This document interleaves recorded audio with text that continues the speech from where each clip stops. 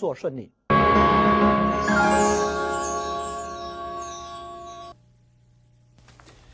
This is Roger Dawson. Welcome back to the 7th in a series of 12 programs that will turn you into a power negotiator and teach you to make more sales at higher prices than you ever thought possible. In our last session, I taught you how to analyze your personality style and the personality style of your buyers. Then I taught you how to adapt your negotiating style to the personality style of the buyer to whom you're selling. That's powerful stuff, and I hope that you've been getting a lot of good use out of it. This session will be a lot of fun because we're going to talk about something that's becoming very important in our rapidly changing business environment: how to negotiate with foreigners. Since I'm an immigrant, I came here from England when I was 22, I'm very conscious of the enormous ethnic diversity in this great country. So even if you don't sell directly to foreign buyers, the chances are good that it won't be long before you will. So I'll teach you the way that Americans negotiate is very different from the way that other nationalities negotiate. Then in the second half of today's session, I'll teach you how to analyze the force that's driving the other side in a negotiation. Knowing that is the key to win-win negotiation. First, negotiating with foreigners. At my Secrets of Power negotiating seminars, I usually get some questions about negotiating with foreigners. It seems that just about everybody has had a frustrating experience dealing either with a foreigner in a foreign country or a person of foreign origin who lives in this country.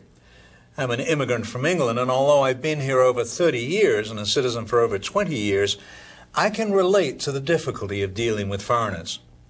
Along with my experience of moving here and adapting to the American way of doing things, I've traveled also to 94 other countries around the world. It's easy for foreigners to misunderstand us. Because of my background, I know how different America is from any other country on earth, and how America is deceptively different to foreigners. They think they know us from watching our movies and television shows. However, movies and television shows don't always reveal what is in the American heart and mind, and that is what determines our approach to business. Conversely, we tend to look at foreigners and think we understand them. True, they may dress in Western business suits and speak our language, but that doesn't mean that their traditional values and mindsets have changed. They may prefer American music and American movies, but their beliefs in their way of life and the values they place on their traditions are as strong as ever. I believe that underneath all of our apparent similarities, there are enormous differences in our approach to business. So let's take some time and try and unravel the mysteries of negotiating with foreigners. New York real estate investor Donald Trump wrote a best-selling book called The Art of the Deal that detailed many of his remarkable real estate negotiations. The title and premise of the book illustrate what is the overriding concern of most American negotiators: the cutting of the deal. We do live in a very deal-conscious environment. And I suppose that sociologists would tell you that this is because we're such a mobile and diverse society that we have little sense of roots. Instead of trusting people in the way things are done, as is common around the world, we place all of our trust in creating an unbreakable deal. Will it hold up in court, we demand, as though anyone who doesn't consider the possibility of having to defend the deal in court is naive. Most foreigners completely reject our dependence on the deal. Should they choose to sign a contract at all, it is simply an expression of an understanding that existed between the parties on a particular date. It is a formal expression of a relationship that now exists between the parties. As with any other relationship, it must mold itself to changing conditions. It astounds most Americans to learn that you can sign a contract in Korea and have it mean nothing 6 months later. But we signed a contract, the American howls. Yes, their Korean counterpart patiently explains. We signed a contract based on the conditions that existed 6 months ago when we signed it. Those conditions no longer exist, so the contract we signed is meaningless. Foul, cries the American. You're trying to cheat me. Not at all. What seems to be disreputable action to us is not to them, and we should not interpret it that way. It is merely their way of doing things. It often delights Americans who are selling to people from the Middle East that they had so little trouble getting a contract signed. Then they are horrified to find out that in the Arab world, signing a contract announces the start of the negotiations, not the end. A signed contract means less in their culture than a letter of intent does in ours. I'm not putting this down, and you shouldn't either. What you should do is recognize that different nationalities and cultures have different ways of doing things. And if you plan to sell to them, it behooves you to learn, understand, and appreciate those ways. It won't surprise you to learn that Americans resort to legal action more quickly and frequently than any other people on earth. This would be laughable to a salesperson in many countries such as India, where the civil legal system is close to non-existent. Before you put too much dependence on that contract you signed with a foreign buyer, perhaps you should figure out how you could ever force them to adhere to it. Even if you're selling in a country that does have an operative legal system for civil lawsuits, the damage it could do you might mean it's not worth pursuing. In America, legal action is so common that companies continue to do business with a company that is suing them. We see it as a normal way to resolve a dispute and no reason for rancor. In most foreign countries, there is such a loss of face involved in being sued that they will refuse to deal with you in any way once you've sued them. Apart from concentrating more on the deal and on the relationship between the parties, the other major mistake that we Americans make in dealing with foreigners is that we want to get down to business too quickly. Nobody gets down to business faster than Americans do. Typically, we exchange a few pleasantries to ease any tension and then get right down to hammering out the details of the deal. We socialize afterwards. Foreigners may take days, weeks, or even months before they feel comfortable moving from the getting to know you stage to the point where they feel good about doing business with you. When the Shah of Iran fell from power, the real estate company that I ran in Southern California did a huge amount of business with Persians who were fleeing the new regime in Iran, often with millions in cash to invest. Often I would watch our people make the mistake of trying to talk business too soon, which caused the Iranians to distrust them. Quickly we learned that they needed time to size us up and wanted to sit and drink tea for several hours before talking business. If you fly to Japan to conduct business, you may have to socialize for many days before they feel that it's appropriate to talk business. Now be careful, however, that they're not just trying to push you up against a time deadline. At my seminars, many people have told me that their joy at being treated so well soon turned to chagrin as they realized how difficult it would be to get down to business at all. They have told me horror stories of not being able to negotiate until they were in the limousine on the way back to the airport. True, it's a 2-hour ride out to Narita Airport, but that's negotiating under excessive time pressure. Terrified at the thought of going home empty-handed, they went straight to their bottom line. So you're likely to fall into two major traps when selling to foreigners. You will overemphasize the deal and not attach enough importance to the relationship of the parties, and you'll get down to business too quickly. The two are closely related, of course. Building a relationship with a foreign buyer to the point where you feel comfortable with him takes time. Enlarging on that relationship to the point where you trust him and he trusts you so that you don't have to rely on the contract being airtight takes a great deal of time.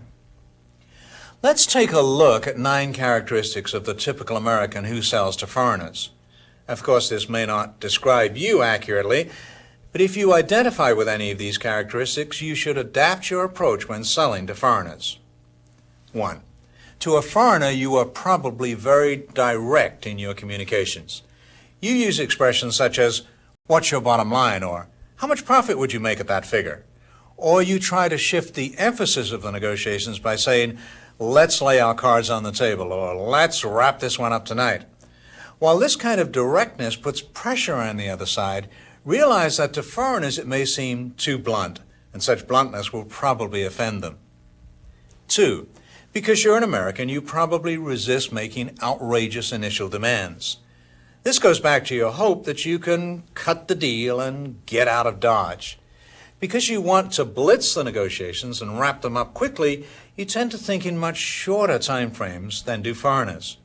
You're thinking you can conclude the negotiations in hours, while they're thinking it will take many days.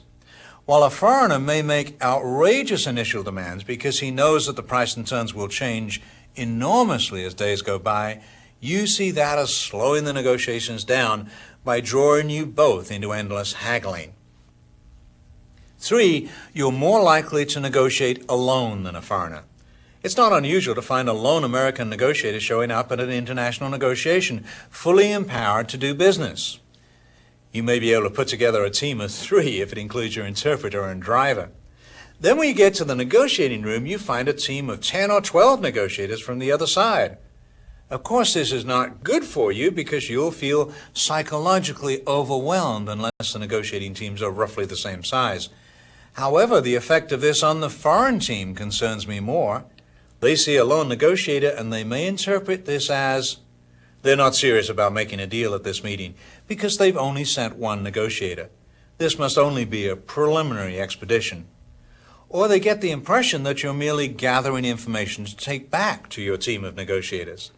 Unless you understand this and take pains to explain that you are the entire negotiating team and that you are empowered, up to a point, to negotiate the deal, they may not take you seriously. 4, you're probably uncomfortable with emotional displays. The English are the worst, of course, but Americans also see displaying emotions in public as a weakness. If your wife starts to cry, for example, you probably assume that you have done something devastatingly cruel to her. In the Mediterranean countries, the husband would simply wonder what ploy his wife had concocted. If you fear an emotional reaction, you'll be tentative in your sales to foreigners. And if the buyer does explode with anger at one of your proposals, you tend to overreact.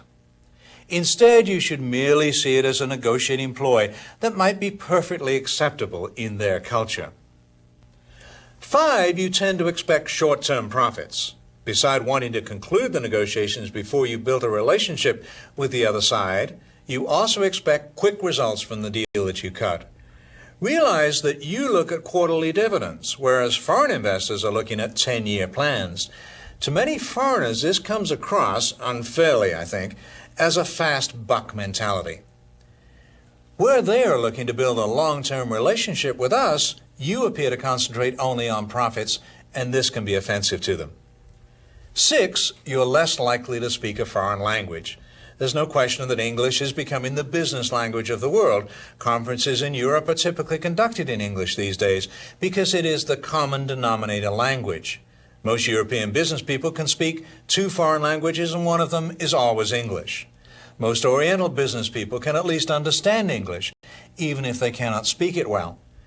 Sadly, hardly any Americans can speak German or Japanese. If you do know a foreign language, it's probably Spanish or French. To realize how arrogant this may appear to foreigners, you only have to think of how frustrated you became when you first dined in a Parisian restaurant. When the waiter didn't appear to speak any English, you probably thought as I did. This is a tourist restaurant. They must get English-speaking people in here all the time. Why is he being so difficult by refusing to speak English? Unfortunately, this attitude is all too prevalent with American business people.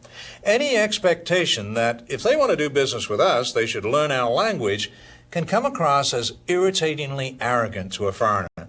Instead, you should always appear surprised and delighted that they can speak even a few words of our language. You should always make an effort to speak a few words of their language, even if it's only to say good morning and thank you. 7, you're probably uncomfortable with silence. 15 seconds of silence seems like an eternity to you. Do you remember the last time the sound went out on your television? You were probably up thumping the top of the set within 15 seconds. Particularly to Asians who are comfortable with long periods of meditation, this impatience appears to be a weakness, and a weakness that they can exploit. When dealing with foreigners, don't be intimidated by long periods of silence. Instead, see it as a challenge to not be the next one to talk. After an extended period of silence, the next person to talk loses. The next person to open their mouth will make a concession. 8, you hate to admit that you don't know. As I'll tell you in our next session when we talk about the importance of gathering information, you probably hate to admit that you don't know. Again, this is something that foreigners know and can use to their advantage. You don't have to answer every question. You're perfectly entitled to say, that's privileged information at this stage, or simply tell them that you don't know or are not permitted to release the information they seek. Not every question deserves an answer. 9, you probably feel obligated if they give you a gift. You will often be overwhelmed with hospitality and gifts by the foreigners with whom you'll be negotiating. This is an overt attempt to win your favor, and you must deal with it. Rather than giving offense by refusing their favors, the best plan is to reciprocate, which eliminates the personal obligation that may have been created. If they take you out to dinner, you should take them to an equally expensive place. It eliminates the obligation, and you have twice the fun. Finally, permit me to do a little flag waving here. People around the world still admire and respect Americans, and particularly American business people. They trust us and see us as straightforward in our business dealings. So please don't feel that I've been pointing out the shortcomings of Americans when we deal with foreigners. I've been teaching you only how Americans are misperceived by foreign negotiators. Fair enough? Now I want to teach you about negotiating drives. Many different things may be driving the buyer as he or she negotiates with you. You probably don't think much about what is driving the buyer because you tend to assume that what drives the buyer is the same thing that drives you, which is getting the best deal. Sociologists call this sociocentrism, meaning that you tend to feel that the buyer wants what you would want if you were them. Power negotiators know that what we would want if we were them may have nothing to do with what the buyer really wants. Power negotiators know that the better we can understand what is driving the buyer, what the buyer really wants to accomplish, the better we can fulfill the buyer's needs without taking away from our position. Poor negotiators get into trouble because they fear that they will be vulnerable to the buyer's tricks if they let the buyer know too much about them. Instead of wanting to find out what is driving the buyer and revealing his drives to the buyer, the poor negotiator lets his fears stop him from being that open. Let's take a look at the different things that drive the buyer when he's negotiating with you. Recognizing and understanding these drives is a major key to win-win negotiating. The competitive drive is the drive that salespeople know best, and it's why they see negotiating as being so challenging. If you assume that the buyer is out to beat you by any means within the rules of the game, of course you will fear meeting a buyer who might be a better negotiator than you, or someone who is more ruthless than you. The competitive drive certainly exists at many used car lots. The used car dealer attracts customers by offering the lowest prices in town, but pays its salespeople based on the amount of profit they can build into the sale.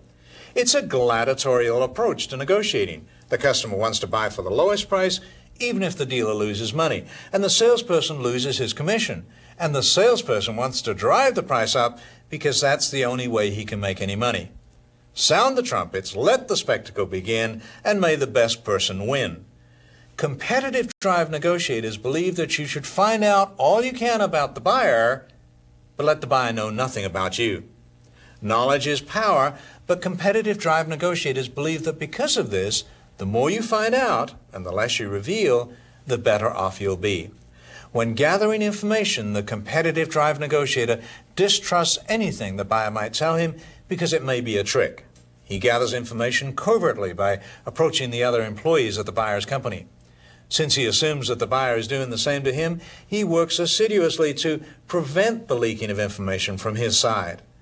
What's causing this approach is the assumption that there has to be a winner and there has to be a loser. What's missing is the possibility that both sides could win because they're not out for exactly the same thing.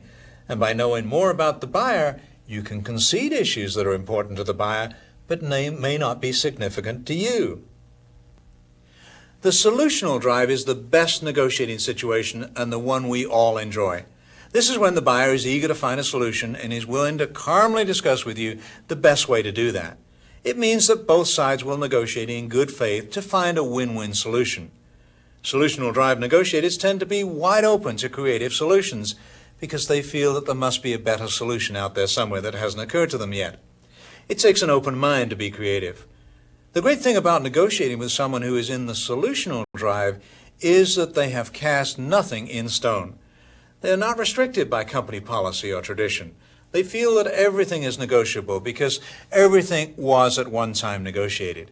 Short of breaking the law or their personal principles, they will listen to any suggestion you care to propose because they do not see you as in competition with them.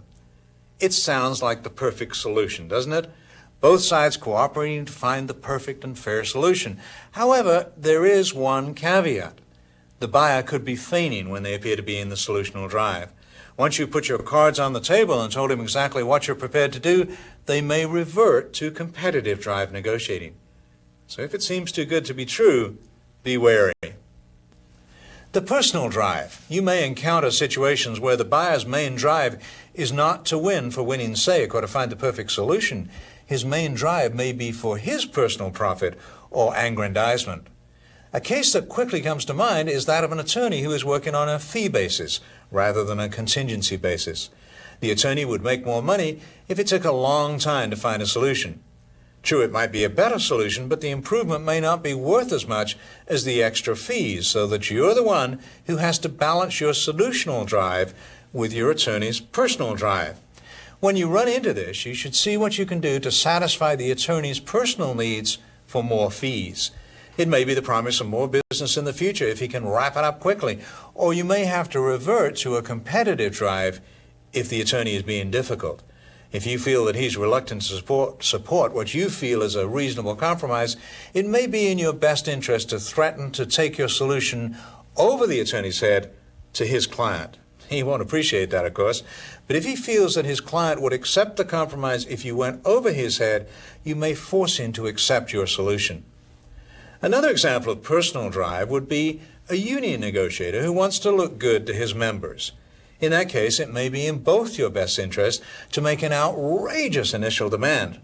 Then he can go back to his members and say, "So I wasn't able to get you everything you wanted, but just listen to their opening negotiating position. I was able to get them all the way down from that for you." If you had made a more modest opening negotiating position, it might have been difficult for him to sell it to his members because they didn't feel their union fought hard enough for them. Another example of personal drive would be a young buyer who wants to look good to his company. He may have scheduled an inspection tour of your assembly plant that has cost his company a great deal of time and money. So the last thing he wants to do is go back empty-handed without a signed contract. So if your drive is competitive, your best strategy might be to establish that he has a time deadline and stall the negotiations until the last moment.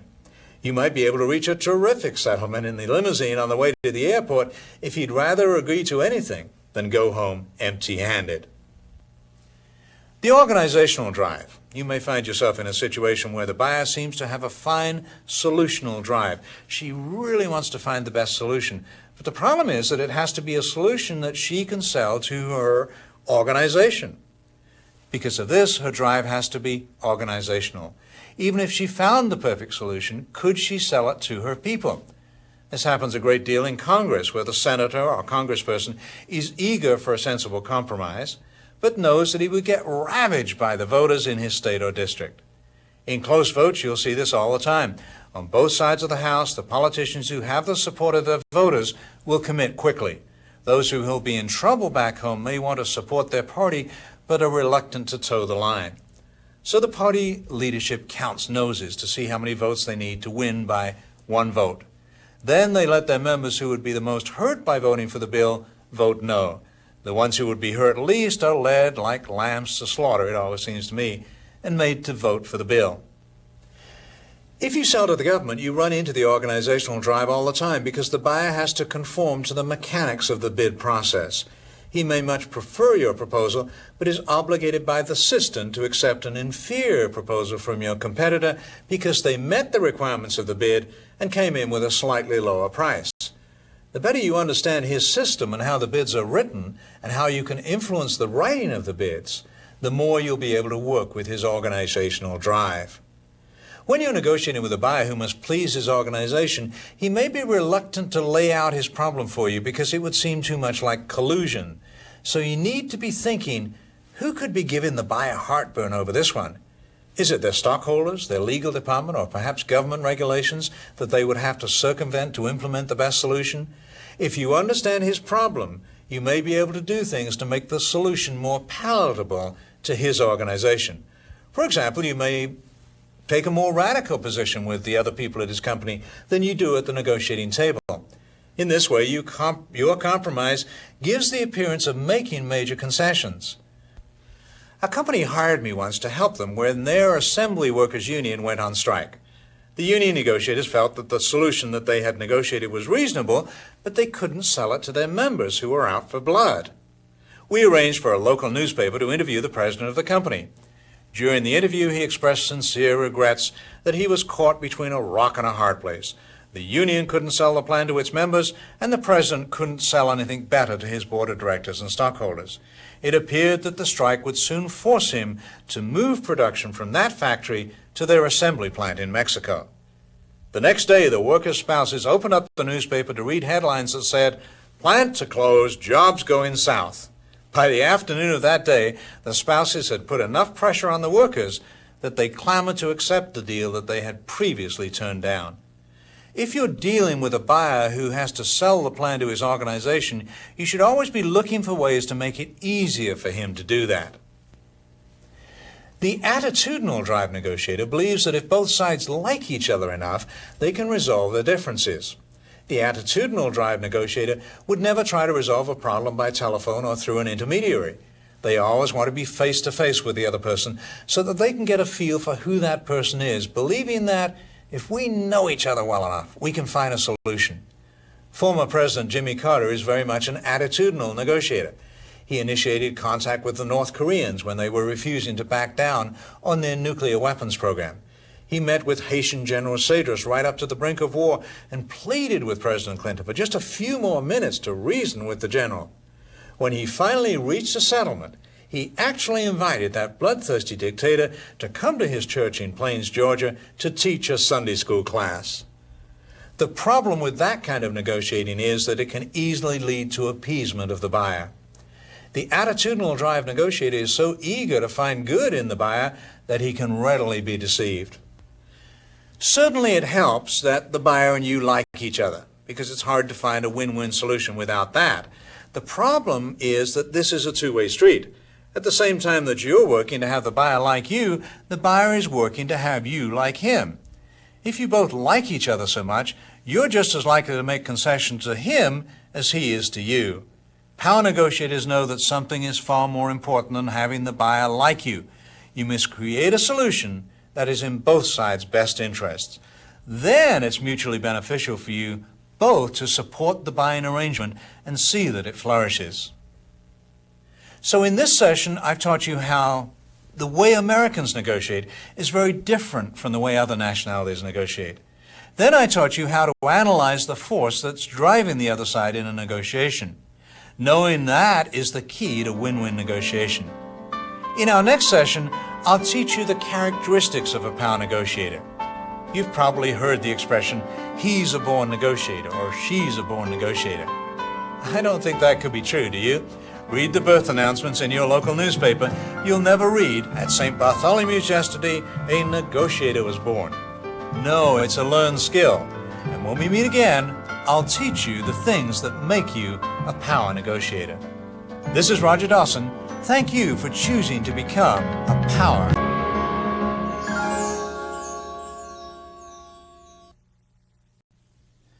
This is Roger Dawson. Welcome back to the 8th in a series of 12 programs that will turn you into a power negotiator and teach you to make more sales at higher prices than you ever thought possible. In our last session together, I taught you that the way Americans negotiate is very different from the way other nationalities negotiate. Then I taught you how to analyze the force that's driving the buyer in a negotiation. Knowing that is the key to win-win negotiation. In this session, I'll teach you the characteristics of a power negotiator. You've probably heard the expression, oh, he's a born negotiator, or she's a born negotiator. I don't think that could be true, do you? Read the birth announcements in your local newspaper. You'll never read, at St. Bartholomew's yesterday, a negotiator was born. No, it's a learned skill, just like everything else. These are the characteristics of a power negotiator. Let's start with the personal characteristics of a power negotiator. To be a power negotiator, you need to have or develop these personal characteristics: the courage to probe for more information, the patience to outlast the other negotiator, the courage to ask for more than you expect to get, the integrity to press for win-win solutions, and the willingness to be a good listener. Let's take a look at each of these. First, the courage to probe for more information. Poor negotiators are always reluctant to question anything the other says, so they negotiate knowing only what the other side has chosen to tell them. Power negotiators are constantly challenging what they know about the other side, and what's more important, the assumptions that they have made based on that knowledge. You should adopt many of the approaches of investigative reporters as you gather information. Ask the tough questions, the ones that you feel sure they won't answer. Even if they don't answer, you'll be learning by judging their reaction to being asked. Ask the same question of several people to see if you get